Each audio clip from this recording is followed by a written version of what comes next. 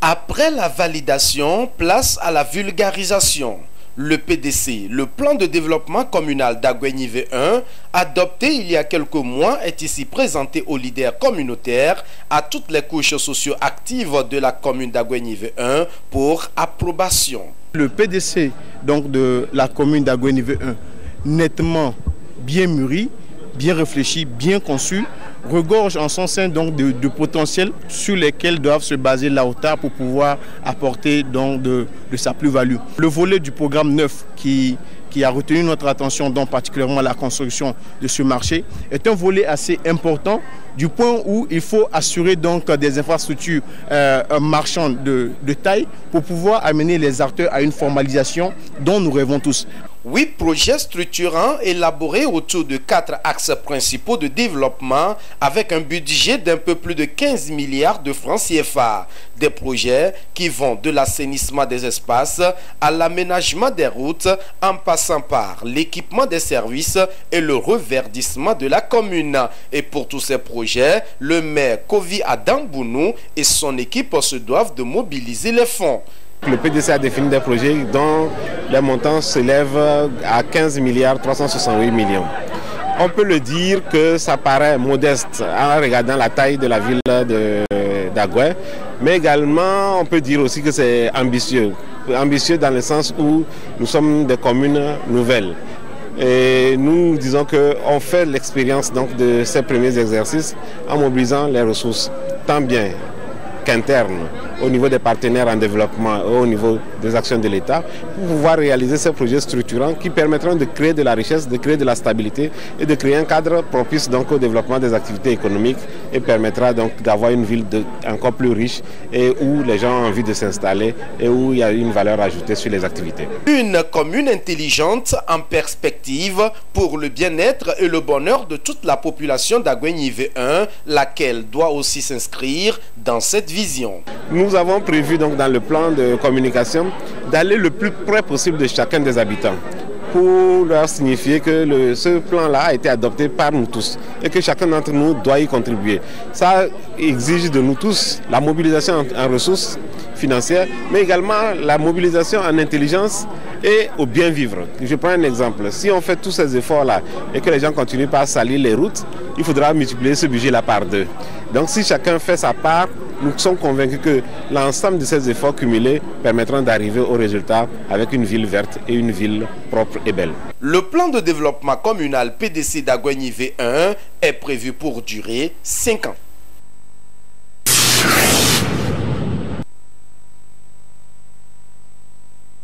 L'enfant a droit à un nom, l'enfant a droit à un acte de naissance, a droit à une nationalité, l'enfant a droit à l'alimentation, l'enfant a droit à un logement décent, l'enfant a droit à l'instruction, l'enfant a droit à l'éducation. Vous voyez, la liste est longue. Et veillons à pouvoir les respecter pour faire des enfants d'aujourd'hui des bons adultes de demain. Ce sont là quelques droits des enfants énumérés ici par cette actrice de la société civile. Malheureusement, plusieurs enfants ne jugent pas de ces droits. Les causes sont diverses. Parfois, c'est la pauvreté des parents. Parfois, c'est l'irresponsabilité des parents pour que chacun se pose des questions. Nous, parents, nous, dirigeants, nous, gouvernants, chacun doit se dire qu'est-ce que nous faisons pour faire des enfants d'aujourd'hui des adultes épanouis, des adultes responsables, des cadres responsables, des parents responsables de demain. Il est temps qu'on porte un regard particulier sur les enfants de la rue parce que le phénomène va grandissant. Au Togo, ils sont près de 7000. Aujourd'hui, nous nous plaignons d'avoir des brigands, des bandits. Mais quand ces enfants grandissent dans la rue sans éducation comme droit, sans protection comme droit, sans accompagnement, santé, loisirs comme droit. Mais quand ils grandissent avec des vices. Et c'est la communauté encore qui les juge, qui les rejette. Parce qu'ils sont devenus des hors-la-loi. Mais qui a fabriqué ces hors-la-loi? Les enfants ont des droits. Nous devons les respecter. Nous devons nous réveiller. Des enfants qui subissent des corrections qui ne sont pas adaptées à leur âge. Je ne dis pas qu'il ne faut pas éduquer, corriger l'enfant. Mais vous voyez des enfants battus jusqu'au sang. Des enfants battus jusqu'à épuisement. Non, c'est briser et c'est brimer le droit de cet enfant. Protéger les droits des enfants, c'est assurer leur plein épanouissement. Le gouvernement togolais mène des actions en vue de promouvoir les droits des enfants. Il est accompagné dans cette mission par les organisations non gouvernementales, ONG et associations qui militent en faveur des droits des enfants. La modification du Code des personnes et de la famille en 2012, puis en 2014, a pour but de corriger les dispositions à caractère inégal et discriminatoire qui portent atteinte aux droits des personnes, principalement ceux des femmes et des enfants, et garantir à la fois une stabilité et une évolution. Malgré les multiples actions et les efforts consentis, des défis restent encore à relever. Un individu avant 18 ans relève de la responsabilité des adultes.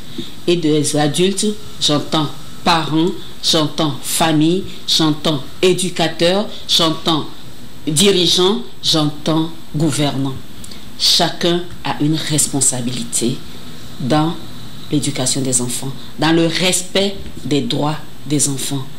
Aujourd'hui, vous voyez parler de viol par-ci, agression sexuelle par-là, sur des mineurs. Non. Ce sont des gens qu'on doit arrêter. Nous devons vraiment nous réveiller pour que demain, la relève puisse être assurée. Tout le monde est coupable. La responsabilité première revient à chaque parent, revient à chaque famille. À notre niveau, nous sommes beaucoup plus dans le droit à l'éducation, dans le droit à l'instruction, le droit à ce que les enfants aient leur acte de naissance qui, disons-le, doit être le premier diplôme de l'enfant. Nous sommes dans la culture parce que pour l'épanouissement de l'enfant, pour le loisir, pour la culture générale de l'enfant. Ça participe aussi à ses droits. L'État fait son effort. Néanmoins, je vais quand même faire une doléance pour deux catégories spécialement. Les enfants de rue, les jeunes filles mères.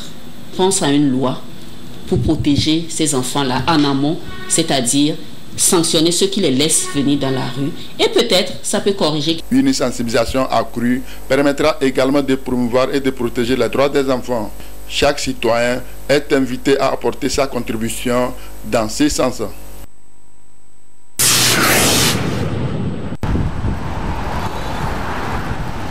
La violation des faits tricolores est un phénomène récurrent à Lomé comme dans la plupart des villes du Togo. Nombreux sont-ils ces conducteurs de motos et de voitures à poser ces actes incivils sur nos routes. Nous sommes en face de la réalité ici sur la route d'Agoy-Assiyé. Cette violation des faits de signalisation occasionne parfois les accidents de circulation routière.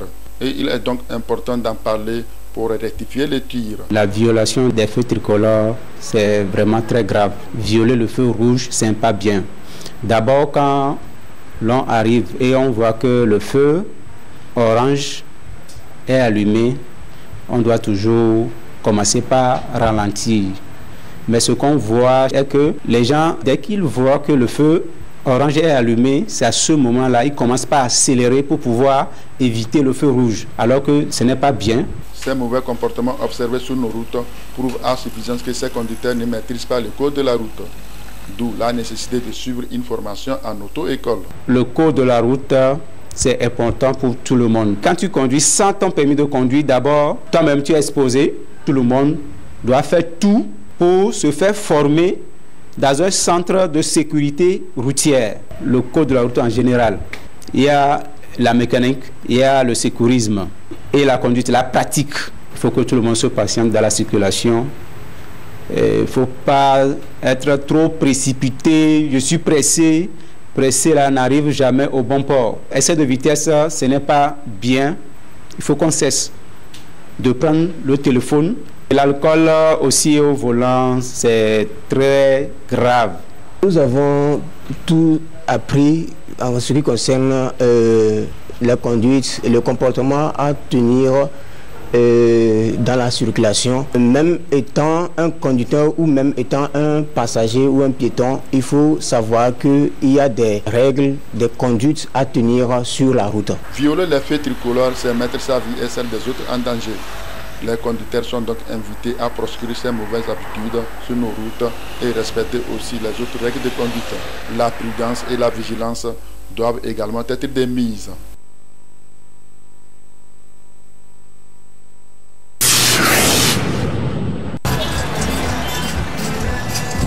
Des pannes répétitives en circulation, voilà des difficultés auxquelles certains propriétaires d'engins sont confrontés au quotidien. Ces pannes sont détectées au cours de la mécanique générale. Mais de quelle manière? La réponse, la voici. On prend en charge tout ce qu'il faut, les pièces, jusqu'à la réparation. On constate aujourd'hui que plus de 50% des véhicules qui circulent sur le territoire n'ont pas de visite technique. Et ça fatigue beaucoup nos corps habillés qui sont sur le terrain. On a pensé à tout ça là. Pour que leurs soucis de véhicules, de motos, d'engins, d'entretien ou bien de suivi d'engins soient éradiqués. Pour qu'ils puissent utiliser leur véhicule sans se soucier. La mécanique générale se fait régulièrement et périodiquement selon les acteurs du domaine. Ceci pour donner une longue vie à l'engin et réduire les dépenses. Le véhicule vient dans nos garages, on contrôle, on voit que ça c'est une pale de boîte à vitesse. On achète les pièces qu'il faut, on fait le travail, on vous livre sans que vous ne payez 0 francs. Aujourd'hui, surtout on le constate chez les transporteurs. Faute de moyens le matin, ils s'en vont chez les bonnes dames qui vendent du bourret ou bien les jeunes qui sont au bord du goudron. Donne-moi 5 litres de carburant, je vais travailler en fin de journée et je viens te payer. Or, le carburant bourret aujourd'hui, c'est pas bon pour la santé du véhicule. Ça fait qu'en quelques semaines, tu as des pannes de pompe essence et autres. Des conseils utiles à mettre en application pour éviter des surprises désagréables.